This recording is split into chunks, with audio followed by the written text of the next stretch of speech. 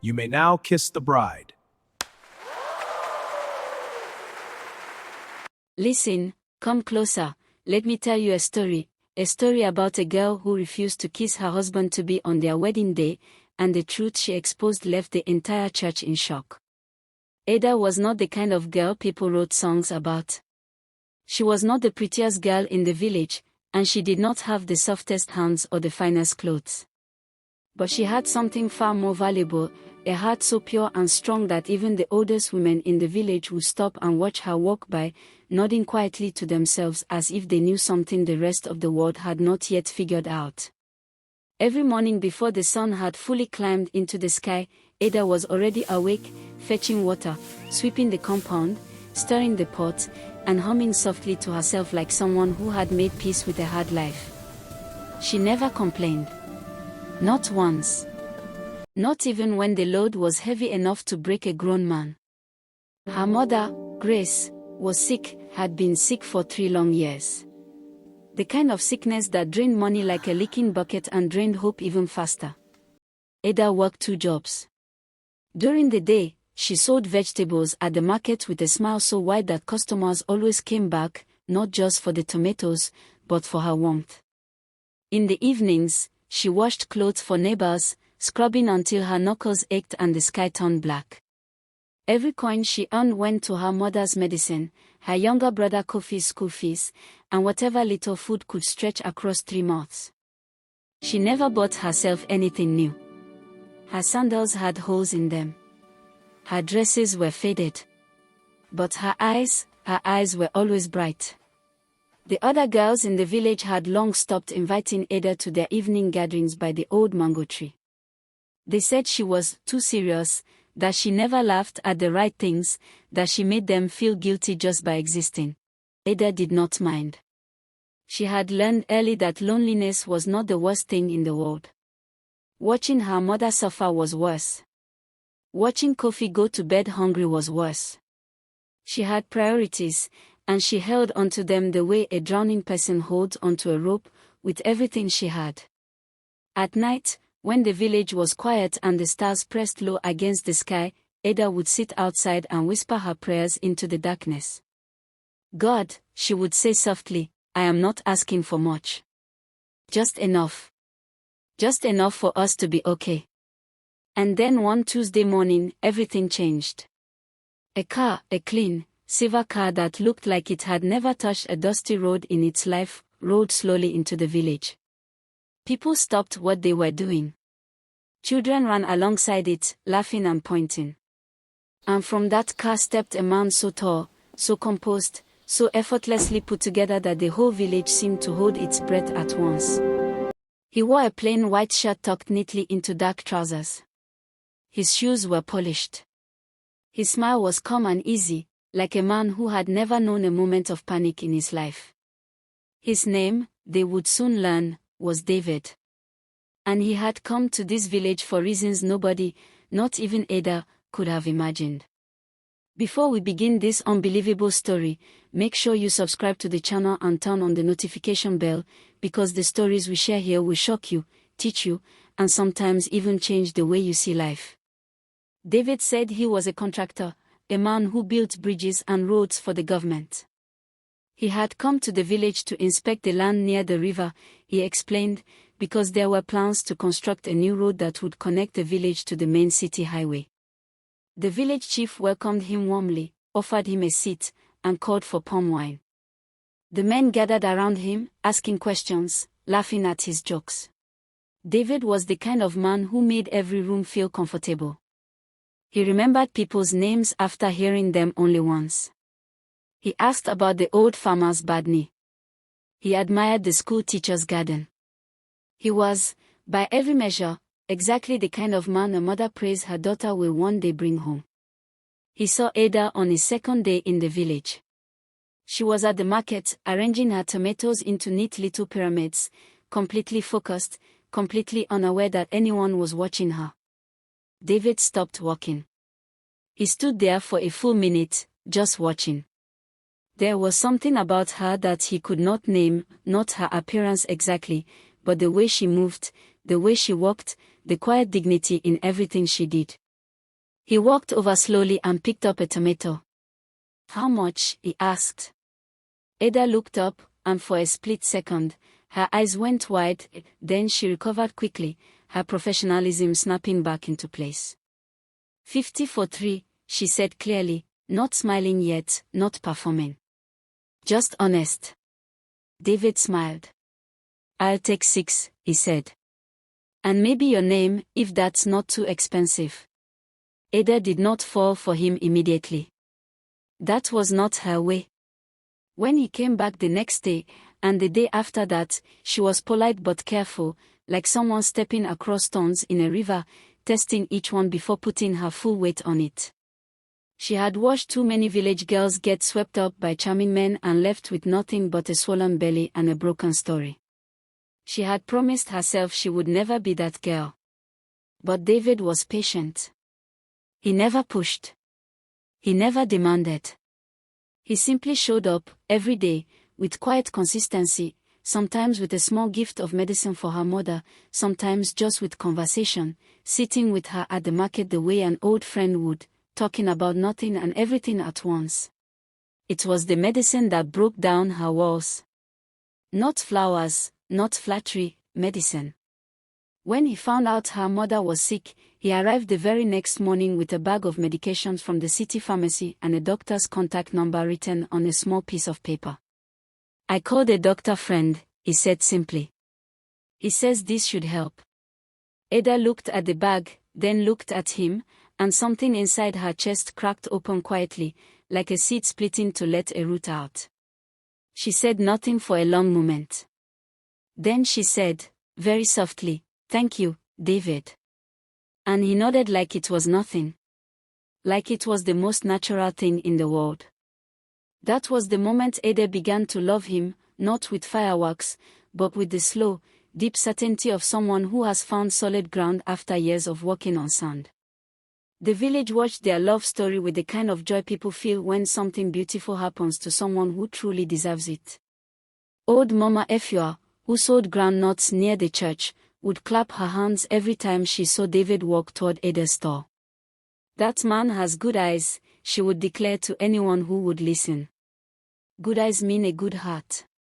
The young women who had once excluded Ada from their gatherings now wanted to sit beside her, to hear every detail, to touch the fabric of a love story they had not expected to unfold right before their eyes. Even Kofi, Ada's younger brother, who had been suspicious of David at first, the way young boys are suspicious of men who come to take their sisters, had warmed to him after David helped him with his mathematics homework one evening, sitting on the floor of their small parlor with a patience that surprised everyone.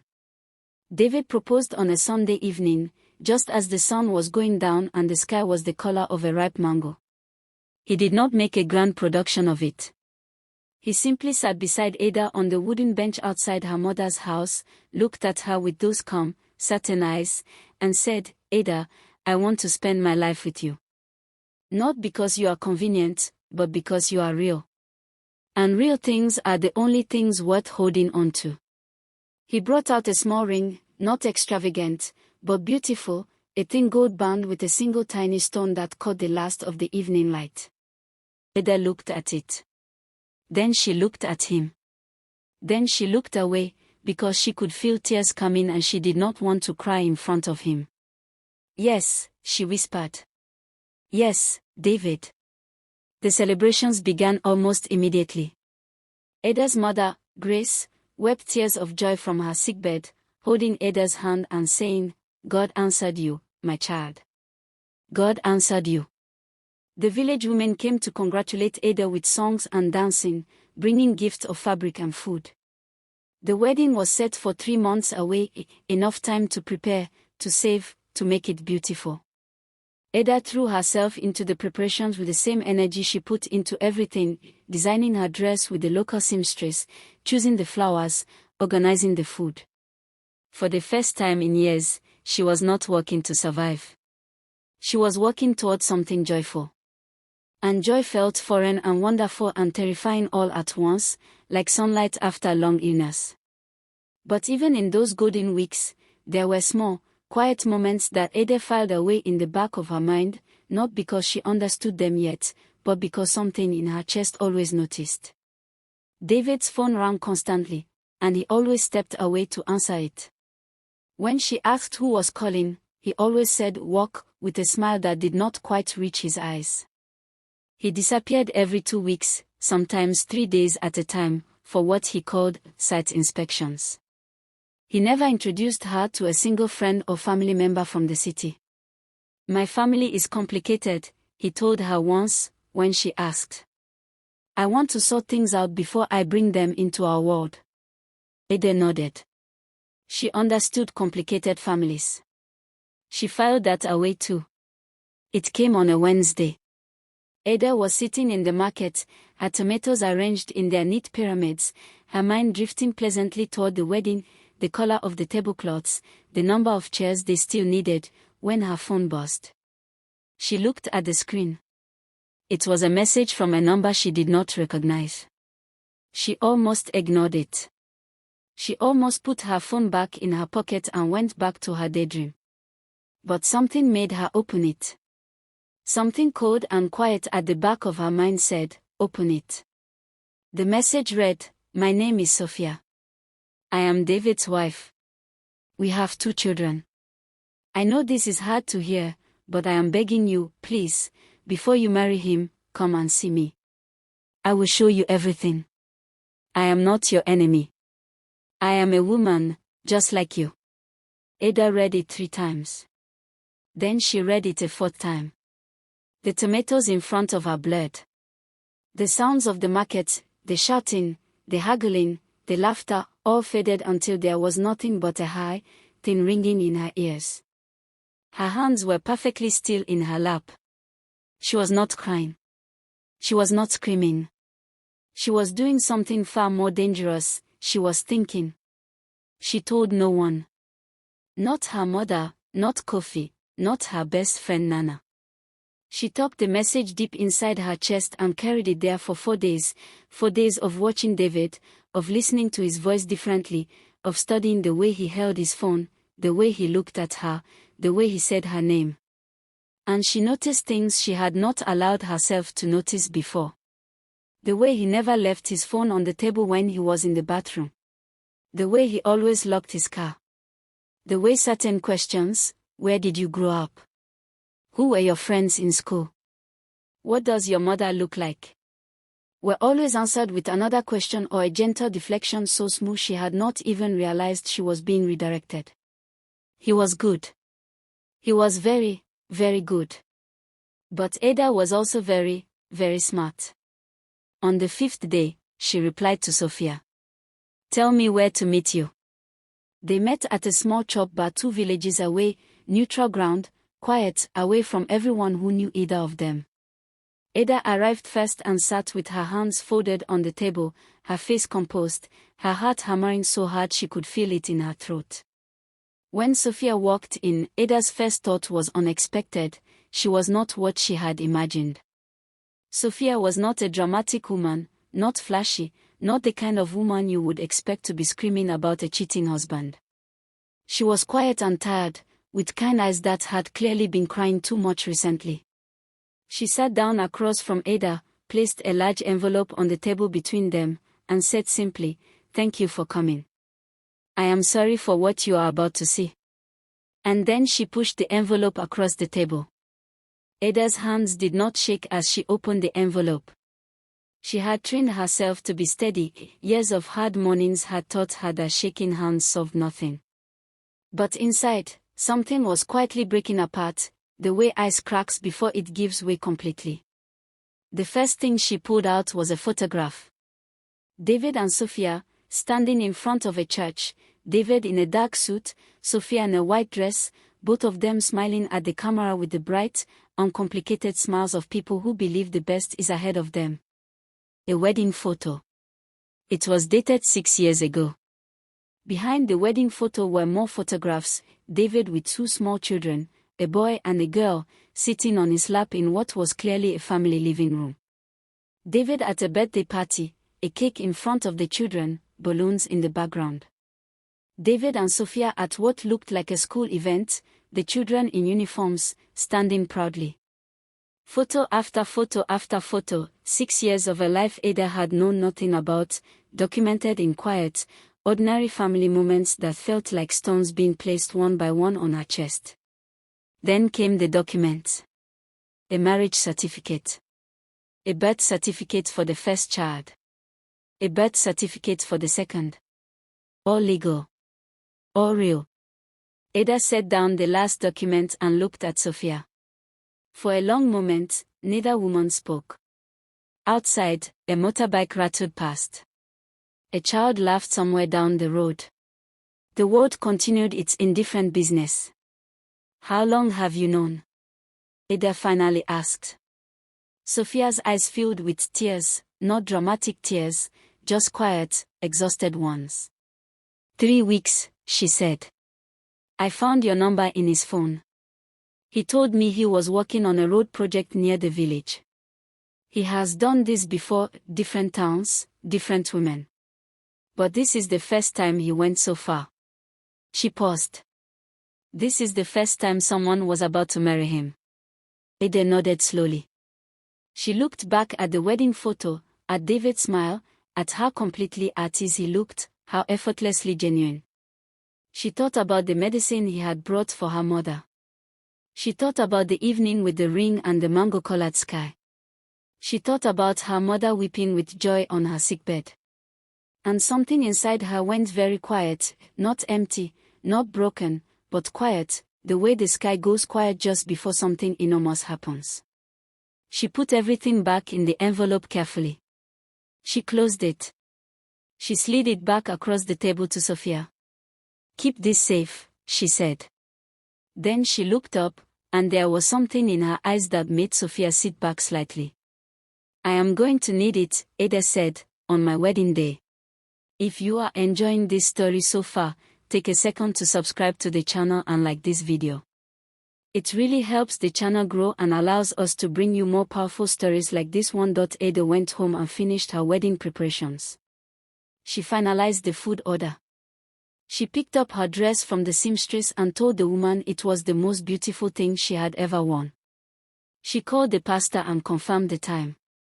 She smiled at David when he came to visit, laughed at his jokes, let him hold her hand.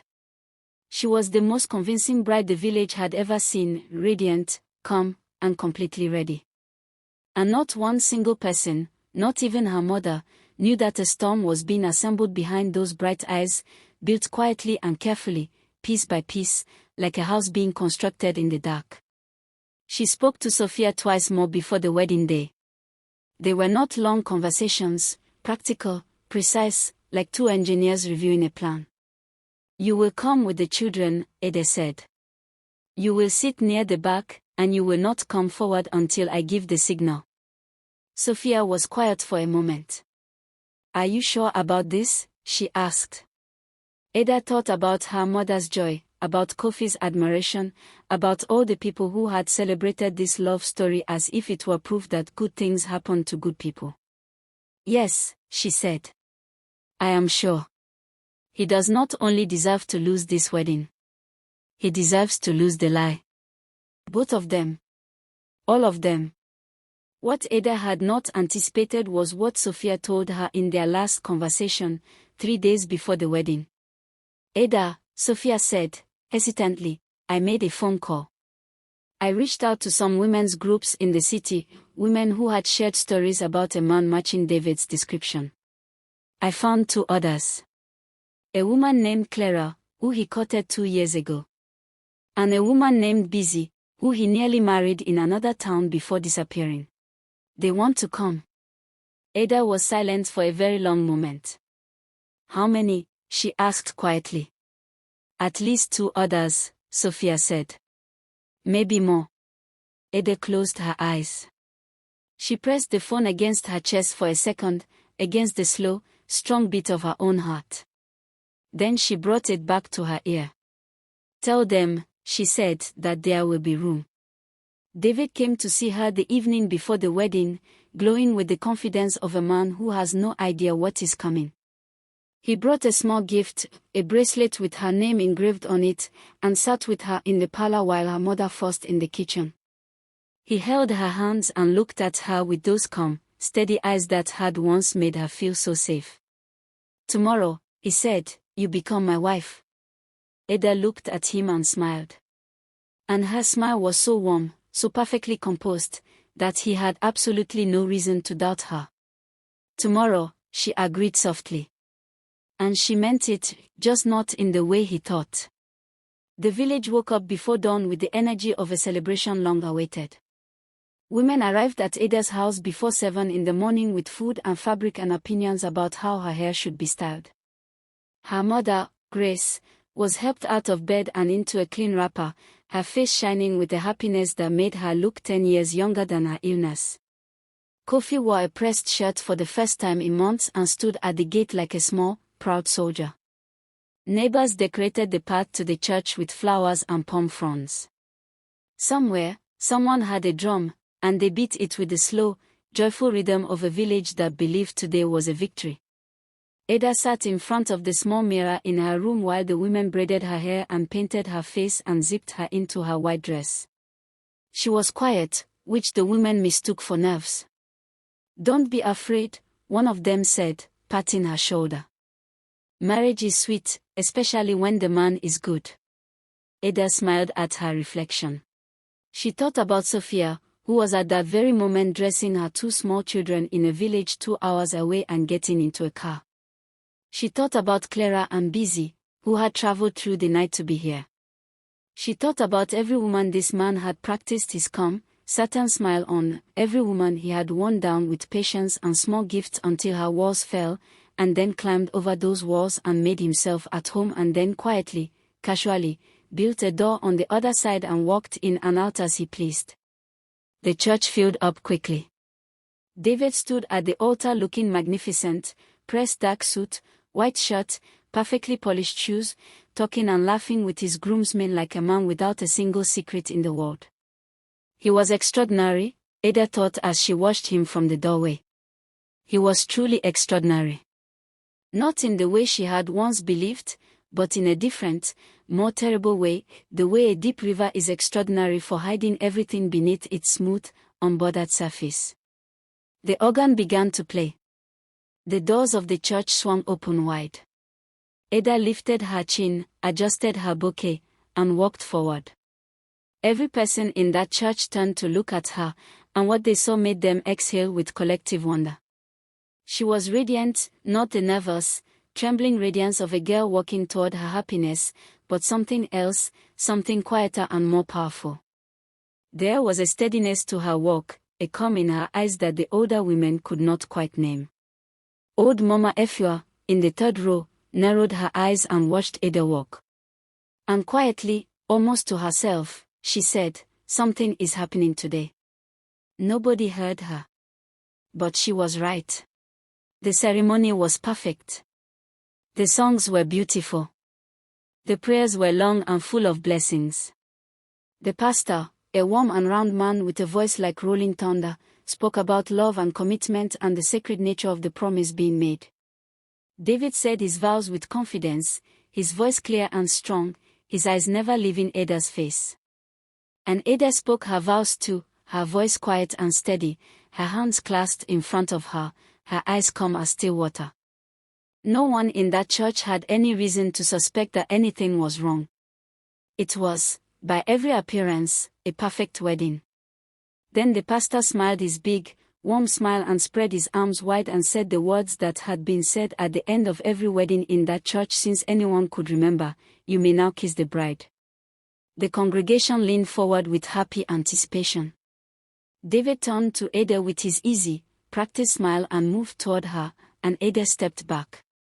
One small, deliberate step back. David blinked. The smile flickered. He reached for her hand. She moved it gently, firmly, out of his reach. A murmur began to travel through the pews, low and confused. The pastor looked between them.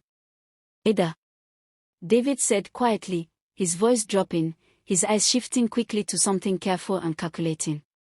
"Ada, what?" "Not yet," Ada said. Her voice was clear and even. She was not shaking. She was not crying. She turned to face the congregation, all those faces she had known her entire life, her mother's face among them, pale with confusion, her brother Kofi half risen from his seat. She held their gaze for one steady moment. And then she nodded toward the back of the church. The doors opened.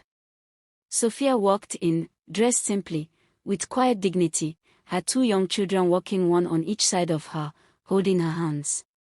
The church erupted, gasps, exclamations, chairs scraping the floor as people twisted to look. Sophia walked all the way to the front of the church and stopped beside Ada. She did not speak. She did not need to.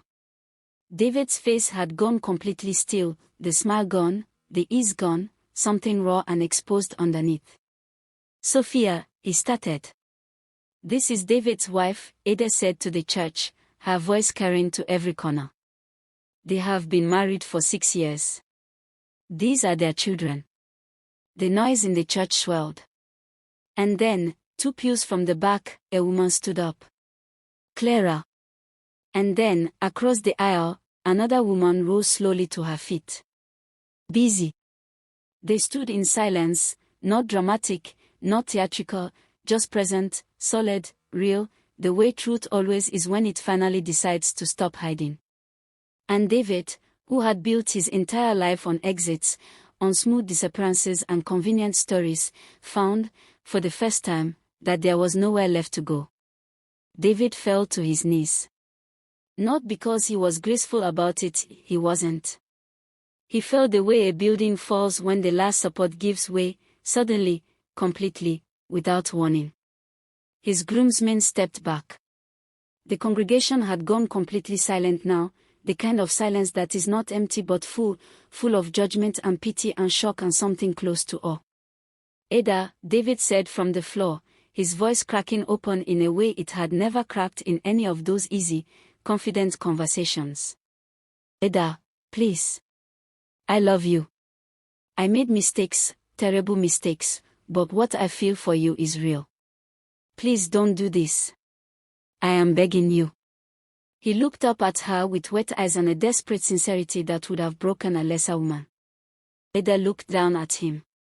She looked at him for a long time, at the man who had brought medicine for her mother, who had sat on the floor with coffee and explained mathematics, who had made her feel, for the first time in her tired life, that she was worth choosing.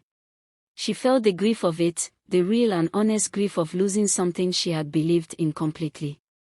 She let herself feel it, just for a moment, just enough to honor what she had hoped he was. Then she reached down and took his hand. For one breathless second, the church thought she was going to lift him up. She took the ring off her finger, the thin gold band with the tiny stone that had caught the last of the evening light on that Sunday when she had thought God was finally answering her. She placed it in his open palm. She closed his fingers around it gently. "A man who lies to 2 women," she said, loud enough for the whole church to hear, "will lie to many more."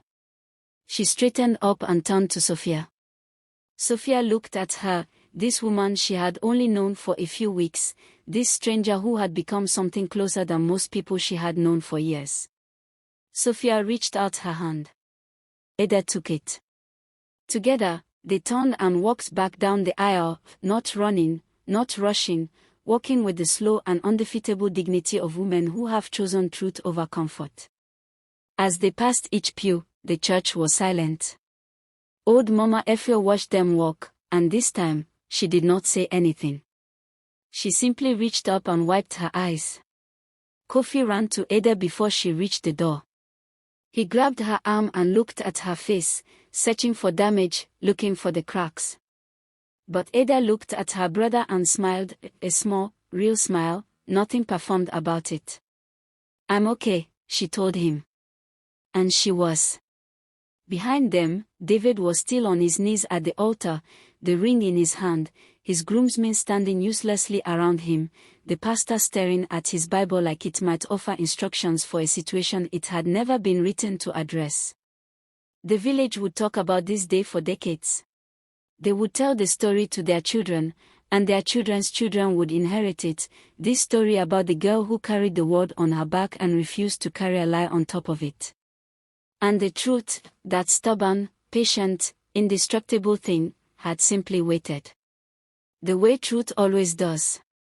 Until it was time. If this story touched you or taught you something, don't forget to subscribe, like the video, and share it with someone who needs to hear this story today.